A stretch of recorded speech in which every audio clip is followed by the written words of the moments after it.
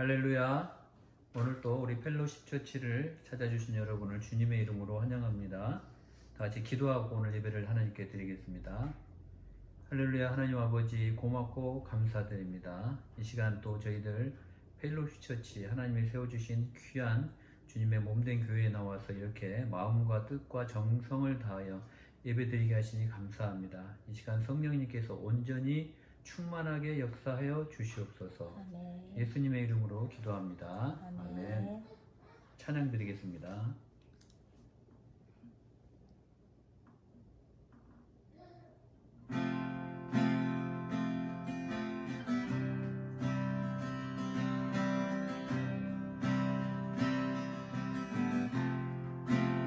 요한의 아들 요한의 아들 시몬아, 내가 다른 사람들보다 나를 더 사랑하느냐 하고 주님은 물으셨네. 요한의 아들 시몬아, 요한의 아들 시몬아, 내가 다른 사람들보다 나를 더 사랑하느냐 하고 주님은 물으셨네. 그때 나는 좋게 대답했네. 내가 주를 사랑하는지. 주님께서 아십니다. 주님께서 내 마음 아시니. 요한의 아들 시몬아, 내가 다른 사람들보다 나를 더 사랑하느냐 하고 주님은 물으셨네. 내게 오는 많은 양떼, 내게 오는 많은 양떼, 내게 맡겨둘 테니 사랑하는 내 친구여, 많은 양떼를 부탁한다. 그때 나는 좋게 대답했네. 내가 주를 사랑하는지.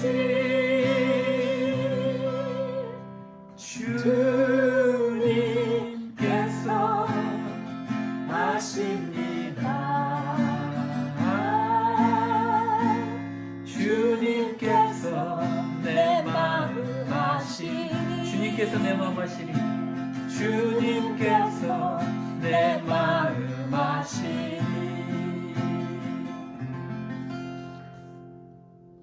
나의 모습, 나의 소유, 주님 앞에 모두 드립니다. 모든 아픔, 모든 기쁨, 내 모든 눈물 받아주소서. 나의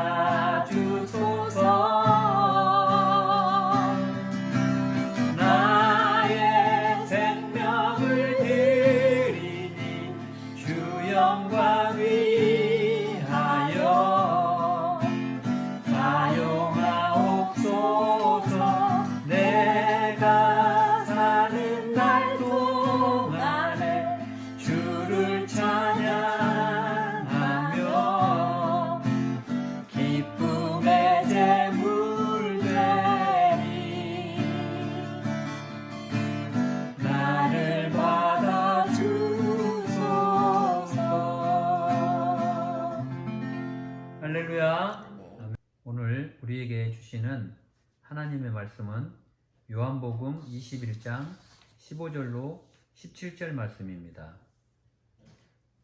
요한복음 21장 15절로 17절 말씀입니다. 제가 봉독해 드리겠습니다. 그들이 조반 먹은 후에 예수께서 시몬 베드로에게 이르시되 요한의 아들 시몬아 내가 이 사람들보다 나를 더 사랑하느냐 하시니 이르되 주님 그러하나이다. 내가 주님을 사랑하는 줄 주님께서 하시나이다.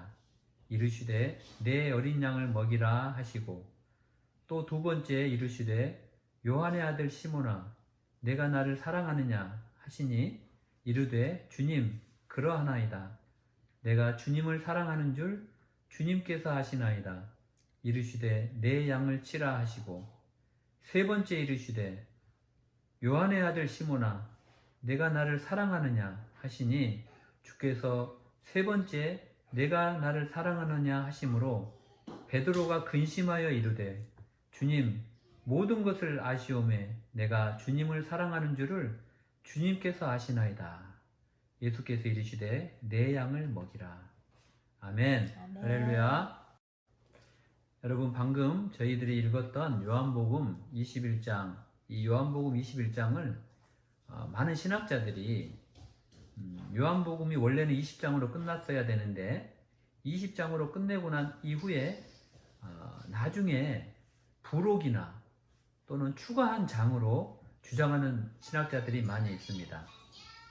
영화로 치면 영화가 다 끝나고 짧게 보여주는 쿠키 영상 같은 거라는 것이죠. 저는 동의는 하지는 않지만 왜 그들이 그렇게 주장하는지는 충분히 이해는 갑니다. 20장을 읽어보면 부활하신 예수님께서 이제 제자들에게 나타나셔서 제자들을 격려하시고 이제 그의 모든 사역을 성령을 주시기 전에 마무리하는 그런 모습으로 이제 끝을 메고 있기 때문입니다. 그러한 끝맺음에서 갑자기 21장이 나오는 것은 충분히 나중에 부록이나 영화로 치면 쿠키 영상으로 오해할 수도 있다는 것이죠. 이제 20장에서 이제 21장을 거치지 않고 사도행전으로 넘어가야 되는데 이 요한복음의 저자인 요한이 21장을 집어넣은 거예요. 근데 저는 이 21장이 요한복음에 없었더라면 그건 마치 우리가 흔히 하는 말로 안고 없는 찐빵이 되는 그런 복음서가 되었을 것이다 라고 생각합니다. 정말 예수님께서는 요즘 TV 드라마로 치면 정말 대단한 PD, 연출가이신 것 같아요. 여러분 요한복음 21장은 예수님과 베드로와의 대화로 되어 있습니다. 여러분 시몬 베드로 하면 무엇이 가장 먼저 떠오르나요? 많은 분들은 저를 비롯한 많은 분들이 예수님을 3번 부인한 그 사건을 떠오른다고 합니다.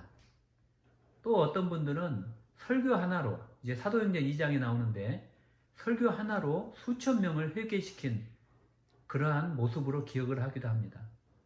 또 더러는 바티칸 언덕에서 십자가에 거꾸로 달려 순교한 순교자의 모습으로 기억하기도 합니다. 여러분 그렇다면 베드로가 처음부터 사도행전 2장에 나오는 그런 한 번의 설교로 수천 명을 회개시키고 또 자신이 예수님과 똑같은 모습으로 죽을 수 없다라고 하면서 자기는 십자가에 거꾸로 매달아 자기를 순교해달라고 이렇게 이야기하는 믿음의 순교자의 모습이 처음부터 베드로의 모습이었냐는 것이죠. 성경은 그렇지 않다라는 것입니다. 제가 이 요한복음을 묵상하면서 만약에 저희들이 오늘 읽었던 요한복음 21장이 없었더라면 베드로는 아마 설교 한 번으로 수천 명을 회개시키는 사도행전으로 넘어가지 못했을 거라 저는 생각합니다. 여러분 우선 그러면은 베드로라는 사람에 대해서 잠깐 우리가 이해하고 넘어가면 더 이해하기 좋을 것 같습니다. 여러분 베드로의 직업이 무엇이었나요? 뭐라고요? 예, 맞습니다. 베드로의 직업은 바로 물고기 잡는 어부였어요. 여러분 우리는 흔히 주님께서 이렇게 가난하고 무식한 어부인 베드로를 처음 보자마자 느닷없이 부르시고, 또 베드로는 그 즉시 그물을 버려두고 주님을 따랐다라고 오해하는 면이 많이 있어요. 그러나 여러분, 그렇지 않습니다. 주님은 우리를 그런 식으로 부르시지 않아요. 공관복음에는 요한복음을 제외하고는 모두 주님이 부르시니까 어부들이 바로 그물을 버려두고 그를 따랐다라고 되어 있어요. 하지만 요한복음 1장을 보면 그물을 버려두고 따르기 훨씬 전에 이미 베드로는 요한의 제자를 통해 주님을 소개받았던 것을 알 수 있어요. 그리고 소개받은 주님을 베드로가 인격적으로 만났고 주님과 지속적인 내포를 형성하고 있었다라는 것입니다. 그리고 주님께서는 그 베드로와의 만남에서 베드로의 이름을 고기잡이 시몬에서 반석인 베드로로 바꿔주셨어요. 주님은 당신을 누군가를 통해 이렇게 듣게 하시는 거예요. 그리고 인격적인 만남을 가지신 후에 부르신다라는 것입니다. 저와 여러분이 주님을 불신자에게 소개해야 되고 전도해야 하는 이유가 바로 여기에 있습니다. 또 베드로를 경제적으로 어렵고 배우지도 못한 무식한 하류층이라고 오해하시는 분들이 있어요. 그러나 그렇지 않습니다. 예수님 당시 이스라엘에서는 아람어, 히브리어, 라틴어, 헬라어 이렇게 4가지 언어가 사용되었다라고 합니다. 그런데 그 중에서도 그리스 문화나 철학, 그리고 학문을 배우기 위해서는 반드시 헬라어를 알아야 된다라는 것이죠. 그런데 갈릴리의 어부였던 안드레, 빌립, 그리고 시몬 베드로는 모두 헬라식 이름이라고 합니다. 그리고 이것은 무슨 말이냐면 그들이 헬라 사람들과 대화를 할 수 있는 언어 능력을 갖춘 사람이었다라는 것을 의미하고 있습니다. 또 어부라는 직업상 많은 손님들에게 생선을 팔려면 헬라어를 잘 사용할 수밖에 없었을 것이라고 저는 생각합니다. 따라서 베드로는 당대 헬라 문화를 접하고 공부했던 지식인 부류에 속해 있을 거라고 저는 생각합니다. 그러니까 여러분, 하나님께서 무식한 어부를 일방적으로 불러서 크게 사용했다고 착각하시면 안 되는 거예요. 우리 속담에도 뭘 알아야 면장이라도 하지라는 그런 속담이 있지 않습니까? 세상 지식도 하나님이 만드신 거예요. 그런 것들을 무시하고 책도 읽지 않고 머리를 가볍게 비워놓으면 하나님께서 사용하시기가 어렵다라는 거예요. 여러분이 살고 계시는 이곳 토론토에는 명문 틴데일 신학교가 있어요. 이 틴데일이 바로 누굽니까? 이 윌리엄 틴데일은 히브리어, 헬라어뿐만 아니라 독일어, 불어, 화란어, 스페인어 등 여러 언어에 능통한 인문주의 신학자예요. 지성인이에요. 그런 자를 사용하셔서 하나님은 헬라어를 영어 성경으로 번역하는 놀라운 사역을 맡기셨습니다. 그 결과 수많은 사람들이, 그 당시 라틴어와 헬라어를 아는 사람들만 성경을 읽을 수 있었는데, 이 틴데일의 영어 성경 번역의 사역으로 말미암아 수많은 사람들이, 평민들을 포함한 많은 자들이 하나님의 말씀인 이 성경을 영어로 읽게 되었던 것이죠. 하나님께서는 이렇게 언어에 해박한 지식과 준비를 하고 있었던 틴데일을 사용하셔서 하나님의 놀라운 영어 성경 번역을 시키는 도구로 활용하셨다는 것입니다. 물론 결국 틴데일은 성경을 번역하여 평민들에게 보급한 죄로 체포되어서 화형당하고 맙니다. 여러분이 보시고 있는 지금 영어 성경, 그건 바로 틴데일의 순교의 피가 묻은 성경이라는 것이에요. 또 우리가 현대 사회에서 경제활동을 너무 무시하셔도 안 됩니다. 꼭 가난해야 하나님이 쓴다는 법은 없어요. 여러분, 베드로를 가난한 어부라고 생각하시면 안 돼요. 베드로가 살았던 1세기 지중해 연안에는 사람들이 올리브 기름과 그리고 빵과 튀긴 물고기가 바로 주식이었어요. 근데 그 당시에 물고기는 외국으로부터 수입한 아주 비싼 그런 식재료였다고 합니다. 가공식품으로 매우 비싼 식품이었다는 것이죠. 그렇기 때문에 당시 어부였던 베드로가 비싼 배와 어구를 가지고 이러한 비싼 식품을 살고 파는 비즈니스를 했다는 것은 상당히 안정된 경제활동을 했다라는 거예요. 그러니까 여러분, 베드로는 우리가 생각하는 대로 무식하지도 않았고 가난하지도 않은 어느 정도 헬라어를 할 줄 아는 중산층이었다는 거예요. 그래서 이런 베드로를 주님께서 사용을 하십니다. 이제 그리고 그런 글을 이제 예수님께서 이제 사용하시는데, 오늘 읽었던 요한복음 21장에서 예수님을 3번 부인하는 일과 그와 대응하는 사건이 오늘 나오는 거예요. 요한복음 21장은 부활하신 예수님이 제자들을 찾아오신 장면부터 그리고 있습니다. 여러분 한번 상상해 보세요. 부활하신 주님이 예수님을 새벽에 제자들에게 나타나셨다. 바로 새벽입니다. 이제 우리가 상상의 날개를 펴보면 베드로와 몇몇 제자들이 디베레아 호수, 오늘 성경에 디베레아 호수라고 나오는데 이거는 바로 갈릴리 호수를 이야기를 하는 거예요. 갈릴리 호수에서 물고기를 잡고 있는데 밤새도록 한 마리도 잡지 못하였다고 말하고 있어요. 이때 어떤 사람이 그들에게 다가와서 물고기가 있냐라고 물어보고 있어요. 근데 그들이 한 마리도 잡지 못했다고 대답을 하니까 그 사람이 야, 그물을 배 오른편에 한번 던져봐 라고 이야기를 합니다. 제자들이 믿져야 본전이잖아요. 한 마리로 새벽까지 못 잡았는데 그 사람 말대로 배 오른편에다가 그물을 던졌어요. 그랬더니 그물이 찢어지듯이 많은 물고기가 잡힙니다. 그러자 바로 그때 거기 있던 한 제자가 이분이 바로 부활하신 예수님이다 라고 알아보고 크게 외쳤어요. 베드로가 깜짝 놀랐어요. 그 주님이라는 말을 듣자마자 벗은 몸에 겉옷을 두르고 바다로 뛰어내립니다. 나머지 제자들도 배에 탄 채 고기가 든 그물을 끌고 해안으로 나오고 있어요. 그들이 땅에 올라와 보니까 이제 생선과 떡이 놓인 숯불이 피워져 있었고 그 곁에 예수님이 계셨어요. 예수님께서 제자들에게 말씀하십니다. 너희가 지금 잡은 생선을 조금 가져오너라. 베드로가 배에 올라가서 그물을 땅으로 끌어내려 보니까 그물 안에는 잡힌 큰 물고기가 153마리나 들어있다라고 성경은 기록하고 있습니다. 왜 153마리일까?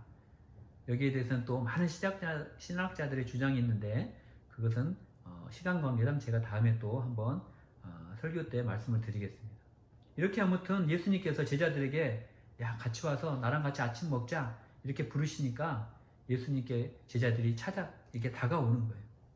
그때 식사를 마친 후에 예수님께서 베드로에게 물어보십니다. 요한의 아들 시몬아, 내가 이 사람들보다 나를 더 사랑하느냐? 여러분, 이 장면에서 우리가 눈여겨볼 소품이 하나 있는데요. 그것은 바로 불입니다. 불은 예수님을 부인한 베드로가 그 마태복음에 나오죠. 그 계집종 앞에서 불을 쬐고 있다가 예수님을 닭이 울기 전에 3번을 부인하는데 그 장면에서도 불이 나왔던 거예요. 요한복음 18장에 그 장면이 나오는데 그 새벽에 그 불 쬐다가 예수님을 부인하였던 그 새벽의 그 순간을 베드로는 아마 평생 잊지 못하고 있었을 거예요. 그런데 지금 오늘 부활하신 예수님께서 다시 한번 갈릴리 바다에서 베드로에게 불을 쬐면서 고기를 굽고 계시는 거예요. 베드로는 그 불을 보기도 싫고 떠올리기도 싫은 그 불인데 그 불 쬐는 순간 예수님을 부인하는 그 장면이 다시 떠오르고 맙니다. 그리고 그때도 새벽이었고 지금도 새벽이에요. 이런 상황에서 던져진 예수님의 첫 질문이 아주 의미심장한 거예요. 요한의 아들 시몬아, 내가 이 사람들보다 나를 더 사랑하느냐? 그리고 예수님은 베드로에게 연달아 2번 더 물어보세요. 그런데 첫 번째 질문에는 두 번째 질문과 세 번째 질문에 없는 표현이 있어요. 그것은 바로 내가 이 사람들보다 나를 더 사랑하느냐라고 물어보고 있다는 거예요. 두 번째, 세 번째는 내가 나를 사랑하느냐라고 물어봤지만 첫 번째 물어볼 때는 내가 이 사람들보다 더 나를 사랑하느냐라고 물어보고 있다는 거예요. 예수님께서 이렇게 물어보신 데에는 그만한 이유가 있었습니다. 마태복음 26장에는 예수님이 잡히시던 날 제자들 모두가 자기를 떠날 거라고 예수님이 말씀하실 때 베드로가 분연히 일어나서 모든 사람이 주를 떠날지라도 저는 결코 버리지 않겠다라고 주님 앞에서 호언장담했던 그런 사람이에요. 그 장면을 기억하고 계셨던 주님께서 오늘 베드로에게 내가 지금도 여전히 이 사람들보다 나를 더 사랑하느냐라고 물어보고 계시는 거예요. 당시 저는 이 장면을 보면서 정말 예수님께서 베드로에게 굳이 저렇게 베드로의 아픈 과거를 이렇게 칼로 찌르듯이 한 번 더 헤집어 놓으셔야만 하였을까라는 생각을 하기도 하였습니다. 그냥 이제 베드로가 그만큼 마음속으로 그동안 마음고생 많이 했으니 그냥 눈빛으로 다 모든 걸 용서하시고 그냥 조용히 넘어갔으면 좋겠는데 주님은 그렇게 하질 않으셨어요. 주님은 베드로의 그 아픈 상처, 괴로웠던 기억을 다시 한번 끄집어내 주셨던 거예요. 이제 주님께서는, 부활하신 주님은 베드로에게 초대 교회를 세우는 일과 이방인에 대한 복음 전파에 대한 막중한 임무를 지금 맡기려고 하고 계십니다. 이처럼 중대한 사명을 맡기기 위해서 예수님은 베드로와 이 일을 꼭 해결하고 넘어가셔야 했던 거예요. 이 과정을 그냥 스킵해버리면 아마 베드로는 이 마음의 상처를 평생 갖고 다녀야 했을 거예요. 그럼 만약에 그렇다면 그런 베드로가 사도행전에 그런 귀한 사역들을 써내려갈 수 있었을까요? 저는 아니라고 봅니다. 예수님께서는 이 일을 해결하고 나서 사도행전으로 넘어가게 하시는 거예요. 이 원리는, 믿음의 원리는 여러분 삶에서도 그대로 적용될 거예요. 예수님께서 여러분에게 사명을 주시기 전에, 어떤 사람의 사명을 주시고 그 사람을 쓰시기 전에 그 사람의 아픈 과거와 상처를 먼저 치유해 주시는 분이신 것을 믿으시기 바랍니다. 아멘. 베드로가 예수님을 3번 부인하고 얼마나 부끄러운 삶을 살았겠어요. 많은 제자들이 손가락질을 했을 거예요. 쟤 좀 봐. 쟤 그렇게 수제자라고 잘난 체 하더니, 모든 사람이 주를 버릴지라도 자기는 주님 버리지 않겠다고 호언장담하더니 기껏 계집종 앞에서 주님을 3번씩이나 부인했잖아 라고 얼마나 비아냥거리고 비웃음을 했을까요? 그리고 베드로는 그럴 때마다 얼마나 고개를 푹 숙이고 숨죽이고 아마 살아왔을 거예요. 여러분, 만약에 그런 베드로를 그대로 방치했다면 그런 자에게 주님께서 무슨 일을 맡길 수 있겠습니까? 이런 상처를 먼저 치유하시고 사명을 주시겠다는 거예요. 다시 본문 말씀 21장에 나오는 예수님의 첫 질문을 다시 한번 살펴보겠습니다. 요한의 아들 시몬아, 내가 이 사람들보다 나를 더 사랑하느냐? 지금 눈앞에서는 불이 이글거리면서 타고 있고 예수님은 아무 말 없이 불 위에 놓인 떡을 자꾸 뒤집고 계세요. 참 짓궂으시죠. 떡을 자꾸 뒤집는 것은 베드로에게 이 떡 밑에 불을 좀 보라는 거예요. 베드로가 예수님을 부인한 그날 새벽을 떠오르게 하는 바로 그 불. 참 베드로에게는 참 미칠 지경이었을 거예요. 하필 시간도 새벽이에요. 이 새벽에도 아마 닭은 여러 번 우러댔을 거예요. 아마 제 생각에는 불 위에 떡도 아마 3개일 거라고 저는 생각해요. 물고기도 아마 3마리가 올려져 있었을 거예요. 예수님이라면 충분히 그렇게 하셨을 거예요. 이건 제 추측입니다. 그런데 예수님과 베드로의 대화에 흥미로운 대목이 하나 있어요. 예수님이 첫 번째, 두 번째, 세 번째 요한의 아들 시몬아 내가 나를 사랑하느냐라고 물어보셨잖아요. 그런데 우리말 성경을 읽으면 그 세 질문이 다 똑같은 질문으로 우리가 이해할 수 있지만 헬라어 원어를 보면 다릅니다. 헬라어 원어를 보면 첫 번째 질문과 그 다음에 두 번째, 세 번째 내가 나를 사랑하느냐라고 했을 때 그 사랑이라는 단어가 서로 다른 단어를 쓰고 있다는 거예요. 예수님께서 그렇게 사랑이라는 단어를 첫 번째 질문하셨을 때의 사랑이라는 헬라어 단어와 두 번째, 세 번째의 단어를 다르게 사용하셨던 이유는 과연 무엇일까요? 여러분, 헬라인에게는 사랑을 가리키는 단어가 4개가 있습니다. 아가페, 필리아, 스토르게, 에로스입니다. 아가페는 하나님의 사랑을 나타내요. 필리아는 친구 간의 우정을 나타내는 단어예요. 스토르게는 부모와 자식 간의 사랑을 나타낼 때 쓰는 단어예요. 에로스는 쾌락을 추구하는 사랑을 가리킵니다. 그런데 예수님께서 베드로에게 첫 번째와 두 번째, 베드로야 내가 나를 사랑하느냐 라고 물어봤을 때 그 사랑이라는 단어는 바로 아가페가 쓰였다라는 거예요. 요한의 아들 시몬아 내가 나를 사랑하느냐. 아가페. 주님이 더 잘 아십니다. 또 물어보시죠. 요한의 아들 시몬아 내가 나를 사랑하느냐. 아가페 하느냐. 두 번 물어봐요. 그럼 마지막 세 번째는 요한의 아들 시몬아 내가 나를 필리아 하느냐. 내가 나를 사랑하느냐. 필리아로 물어보신다는 거예요. 반면 베드로는 예수님의 이 세 번의 질문에 모두 필리아로 대답을 합니다. 친구와의 우정에 대한 사랑의 단어로 대답을 하고 있어요. 요한의 아들 시몬아 내가 이 사람들보다 나를 더 아가페 하느냐. 네 그렇습니다.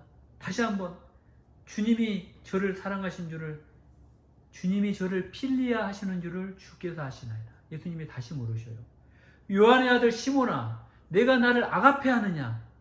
네 주님이 제가 주님을 필리아 하는 것을 주님이 아셔요. 그러니까 뭐예요? 두 번의 질문에는 예수님이 내가 나를 사랑하냐 하는 것은 내가 나를 하나님의 그 사랑을 염두에 두고 물어보는데 베드로는 자꾸 필리아로 대답을 하고 있어요. 제 사랑은요 그냥 하나님을 사랑하는 그 정도 사랑은 아니고 친구를 사랑하는 그 정도 필리아 사랑이에요 라고 이야기를 하고 있어요. 그래서 마지막 세 번째는 예수님께서 단계를 낮추십니다. 이제는 아가페로 물어보지 않으시고 원어를 보면은 요한의 아들 시몬아 내가 나를 필리아 하느냐 라고 물어보세요. 그러자 베드로가 이렇게 대답을 하죠. 주님, 제가 주님을 사랑하는 것을 주님이 더 잘 아십니다. 제가 주님을 필리아 하는 것을 주님이 더 잘 아십니다. 여러분, 베드로에게 예수님께서 요한의 아들 시몬아 내가 나를 아가페 하느냐라고 두 번을 물어봤지만 베드로는 필리아라고 답을 했어요. 주님께서 단계를 낮추셔서 요한의 아들 시몬아 내가 나를 필리아 하느냐라고 물어보니까 베드로는 예 주님 제가 주님을 사랑하는 거 필리아입니다라고 고백을 합니다. 그리고 이제 베드로는 걱정이 밀려옵니다. 17절을 봅시다. 세 번째 이르시되 요한의 아들 시몬아 내가 나를 사랑하느냐 하시니 주께서 세 번째 내가 나를 사랑하느냐 하심으로 베드로가 근심하여 이르되 주님 모든 것을 아시오매 내가 주님을 사랑하는 줄을 주께서 아시나이다. 여러분 베드로가 근심하고 있어요. 주님이 자꾸 내가 나를 사랑하느냐 하나님의 사랑으로 사랑하느냐 안 되니까 친구의 사랑으로라도 사랑하느냐 자꾸 물어보니까 베드로가 자꾸 근심하는 거예요. 아니 제가 똑같이 답을 했는데 왜 자꾸 주님이 나에게 똑같은 질문을 하시지? 주님께서는 베드로의 고백을 믿을 수가 없었다는 거예요. 흥미로운 점은 이것입니다. 예수님은 베드로의 고백을 안 믿어주시면서도 그에게 내 양을 먹이라 라고 사명을 주셨다라는 거예요. 베드로는 과거에도 자기 말을 지키지 못했고 지금도 예수님의 질문에 부합하는 답을 못하고 있지만 예수님은 그런 베드로에게 사명을 주시고 있다는 거예요. 내 양을 먹이라. 베드로가 자기의 고백을 지킬 수 없는 자임을 알고 계시면서도 주님께서는 베드로에게 당신의 양을 먹이라고 사명을 주셨다라는 것입니다. 베드로의 인생에서 요한복음 21장만큼 의미심장한 사건은 아마 없었을 거라고 저는 생각합니다. 여러분, 베드로가 자기 열정과 의욕만으로는 예수님의 가신 길을 따라갈 수 있을 것 같던 자기를 증명하기 바빴던 신앙에서 이제 벗어나서 사실은 그럴 자격도 능력도 없는 자기 자신을 깨닫는 결정적인 계기가 된 사건이 바로 이 요한복음 21장의 주님과의 대화하는 이 사건이에요. 베드로는 자기가 주님을 사랑한다고 계속 고백을 하는데 예수님이 자꾸 되물으시니까 그로서는 아마 당황했을 거예요. 하지만 거듭되는 질문을 받으면서 자기를 가장 잘 아는 자는 자기 자신이 아니라 예수님이라는 것을 이제 비로소 깨닫게 됩니다. 주님 모든 것을 아시오매 내가 주님을 사랑하는 줄을 주께서 아시나이다. 베드로는 자기가 자기 의욕과 자기의 열심만으로는 예수님을 따를 수 없다라는 것을 예수님을 부인하고서야 깨닫게 됩니다. 이 깨달음은 우리에게도 매우 소중한 깨달음이 될 수밖에 없어요.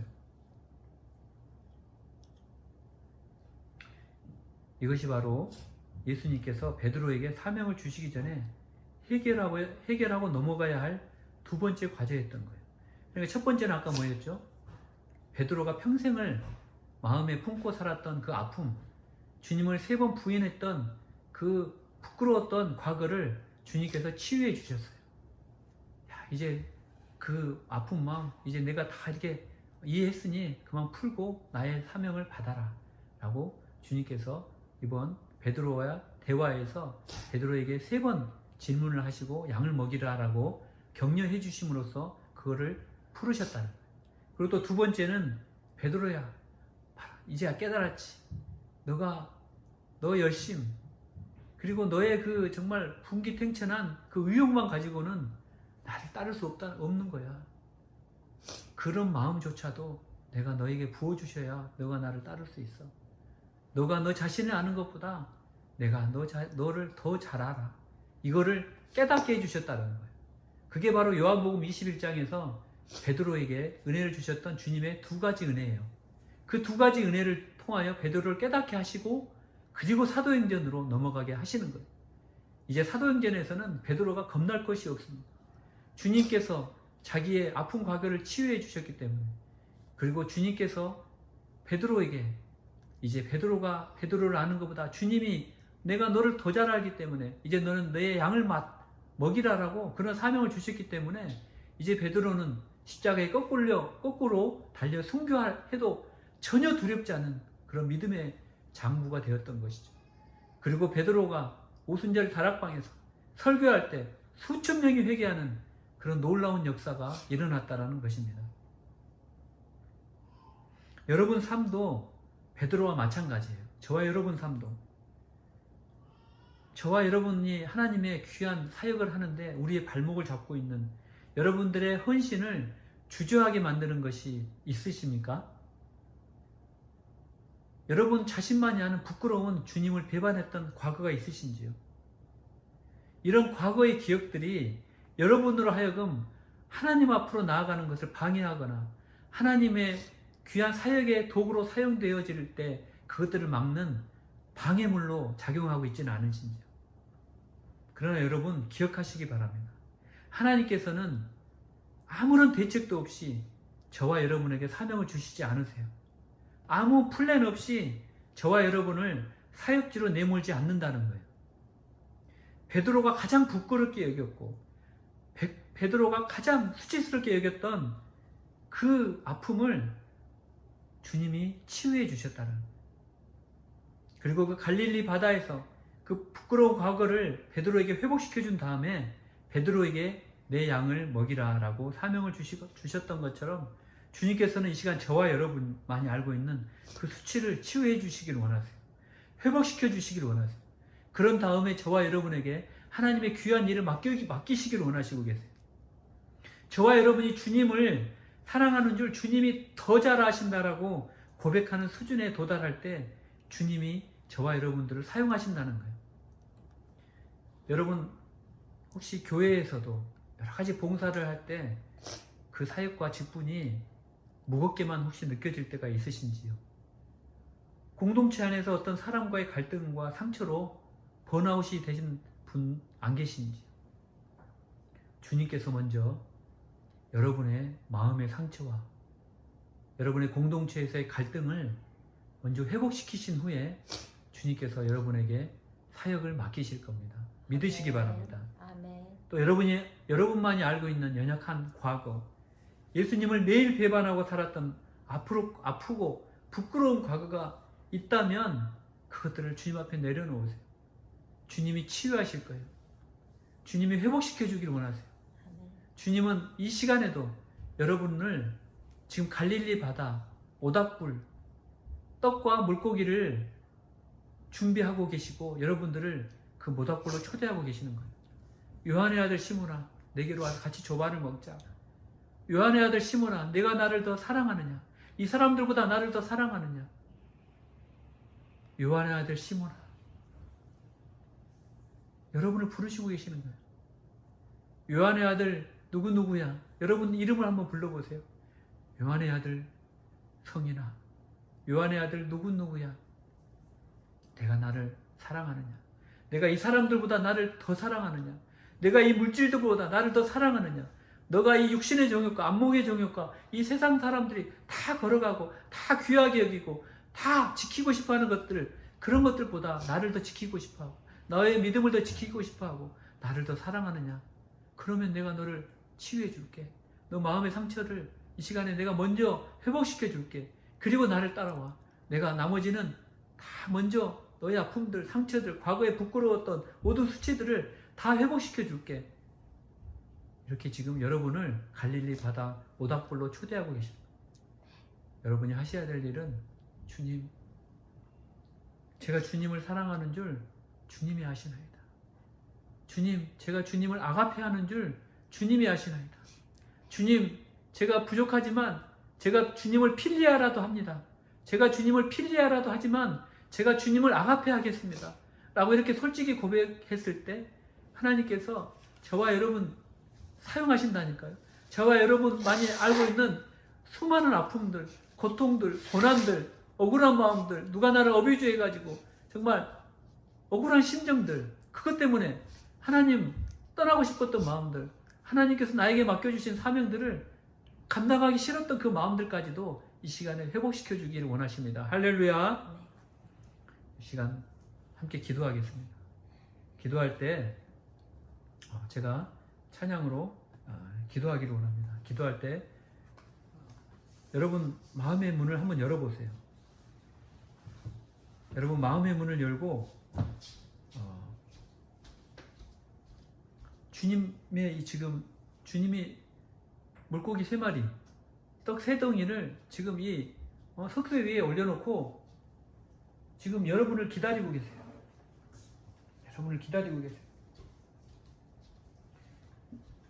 요한의 아들 누구누구야, 나와 같이 아침을 먹으며 너 이야기를 좀 해주렴. 너가 그동안 받았던 마음의 상처들, 억울한 마음들, 나를 믿는, 나는 그 믿음 때문에 받았던 그 박해들, 고난들 내가 다 알아. 이제 이 떡 그리고 이 물고기 이거 나랑 같이 먹으면서 이제 너가 나를 사랑한다고 정말 내 마음으로 정말 진심으로 나는 너의 사랑을 원해. 너가 이 사람들보다, 그리고 너가 이 세상의 정말 부유함보다 주님을 더 사랑한다고 고백하기를 원해. 그럴 때 내가 너에게 필요한 것들, 너에게 너가 나의 주님의 일을 하는데 필요한 것들 다 채워주고 싶어. 요한의 아들 시몬아, 나에게 오라.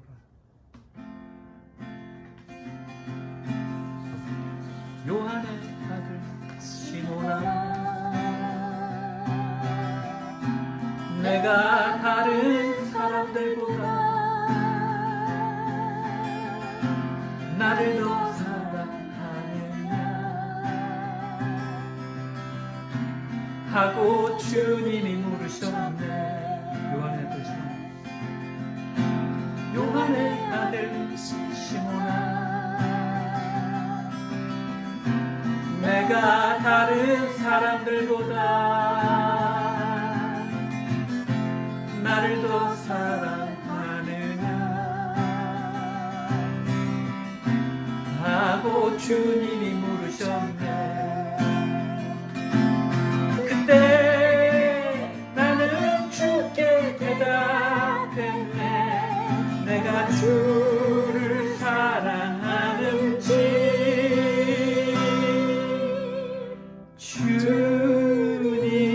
주님께서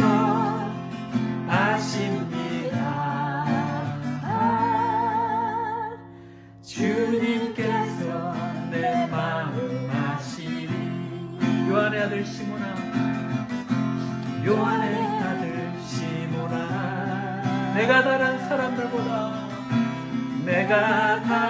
사람들보다 나를 더 사랑하느냐, 나를 더 사랑하느냐 하고 주님은 물으셨네. 내게 오는 많은 양떼, 내게 오는 많은 양떼, 내게 맡겨줄 테니 사랑하는 내 친구여, 많은 양떼를 부탁한다. 그때 나는 주께 대답했네. 내가 주를 사랑하는지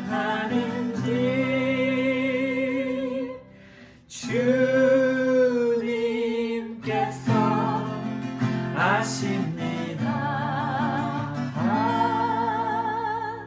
주님께서 내 마음 아시니, 주님께서 내 마음, 한 번 더 보자. 주님께서 내 마음 아십니다.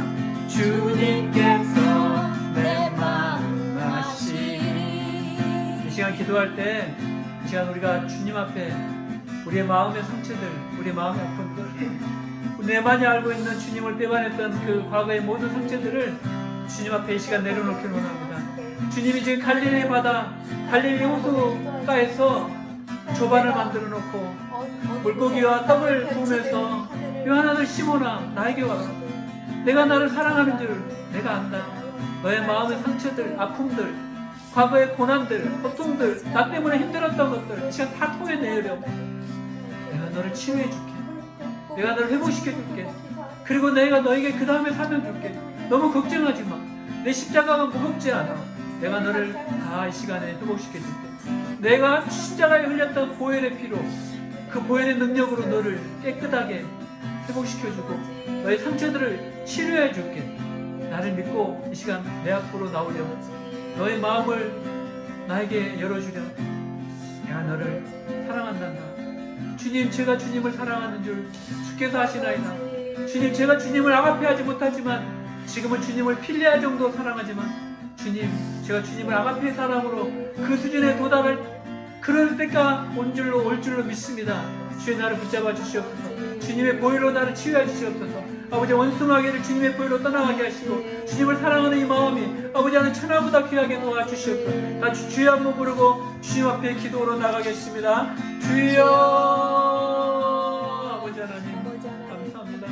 아버지 하나님, 시간 주님의 내가 주님을 사랑하는 줄 주님이 더 잘 아십니다. 아버지 하나님, 나의 마음들, 나의 마음의 상처들, 아버지 나의 마음의 억울한 마음들 주님의 이름으로 아버지 하나님 고난받았던 것들 이 시간에 주님 앞에 내려놓기로 합니다. 아버지 하나님, 나를 회복시켜 주시옵소서. 이 시간 나를 아버지 하나님, 정말 나를 기다리고 계시는 그 갈릴리 호숫가로 아버지 제가 믿음의 걸음으로 걸어나가게 도와주시옵소서. 주님만이 나의 힘이시오, 나의 능력이시오, 나의 방패시오, 나의 요새의 힘을 믿고 나갑니다. 주님, 나를 회복시켜 주시옵소서. 요한의 아들 시몬아, 요한의 아들 성인아, 내가 나를 사랑하느냐. 오 주님, 주님이 나를 사랑하는 줄, 제가 주님 사랑하는 줄 주님이 더 잘 아십니다. 함께하여 주시옵소서. 아버지 하나님, 성령으로 충만하게 역사해 주시옵소서. 아버지 하나님만 바라보며 나가기만 합니다. 아버지 하나님, 나의 연약한 것 오직 주께서 하시오. 주께서 이 시간 함께해 주시고 치유하여 주시옵소서. 할렐루야. 시간 우리 기도하겠습니다. 제가 이 시간 오늘 예배를 마치며 기도와 또 헌금을 위하여 기도하겠습니다. 하나님 아버지, 고맙고 감사합니다. 아버지 하나님, 태초부터 창세전에 저희를 택하여 주시고 하나님 정말 아무 값없이 저희를 의롭다 하여 주시고 아버지 하나님, 저희들이 주님 안에서 그리스도와 연합하게 하시고 아버지 하나님, 이렇게 날마다 하나님 앞에 정말 주님 닮아가는 성화의 길을 걸어가게 하여 주셔서 감사합니다. 아버지 하나님, 저희들이 광야와 같은 이 길을 걸어가며 아버지 하나님, 저희들 앞에 닥치는 많은 고난과 물과 같은 고난과 불과 같은 환난 가운데서도 하나님께서 저를 지켜주시고 아버지 하나님, 때마다 하나님께서 저희를 위로하여 주시고 성령으로 저희를 부어주셔서 아버지 하나님 승리케 하여 주시니 감사합니다. 아멘. 아버지 하나님 이 시간에도 귀한 말씀을 통하여 저희를 회복시켜 주셔서 감사합니다. 아멘. 아버지 하나님 저희들이 올 한 해 하나님을 향하여 걸어갈 때 아버지 정말 마귀가 우는 사자와 같이 두루다니며 삼킬 자를 찾을 것인데 아버지 하나님 그럴 때 저희들이 갈릴리 호숫가에서 만났던 그 주님의 따뜻한 음성을 기억하며 믿음으로 걸어가게 도와주시옵소서. 아멘. 아버지 하나님 저희들이 하나님 앞에 설 때 아버지 정말 잘하였도다 착하고 충성된 종이라고 아버지 칭찬받도록 아버지 하나님 저희들이 믿음의 길을 걸어가면서 오직 주님만 바라보며 승리하는 저희들의 삶이 되도록 축복하여 주시옵소서. 아멘. 아버지 하나님 새벽에 아버지 정말 베드로가 주님을 향하여 걸어갈 때 주님께서 정말 그 물고기 3마리와 떡 3덩어리로 베드로를 위로하시고 내가 나를 사랑하느냐 내가 나를 사랑하냐 3번 물어보고 회복하여 주시고 내 양을 먹이라라고 사명 주셨던 것처럼 아버지 하나님 저희들이 광야길을 걸어갈 때 날마다 저희들이 갈릴리 호숫가로 나가서 주님을 만나게 하시고 그 날마다 만나는 그 만남 속에서 저희들이 과거에 받았던 상처와 아버지 아픔들이 다 치유되며 그 치유된 아버지 마음으로 말미암아 주님 앞에 더 믿음의 걸음을 걸어가는 저희들이 되도록 축복하여 주시옵소서. 아멘. 오늘 귀한 헌금을 드리는 손길 위에 하나님 함께해 주시고 이 현금들이 정말 물고기와 떡덩이를 사는데 사용되게 도와주시고 아버지 마음에 상처 있고 아버지 하나님은 넘어지고 회복되어 아버지 하나님 정말 낙심한 자들에게 세우는 귀한 아버지 교회를 세우는 일에 사용되어지도록 축복하여 주시옵소서. 아멘. 감사드리며 예수님의 이름으로 기도합니다. 아멘.